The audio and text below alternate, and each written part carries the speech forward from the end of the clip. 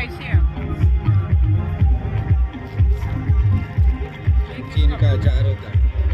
हाँ, मिर्ची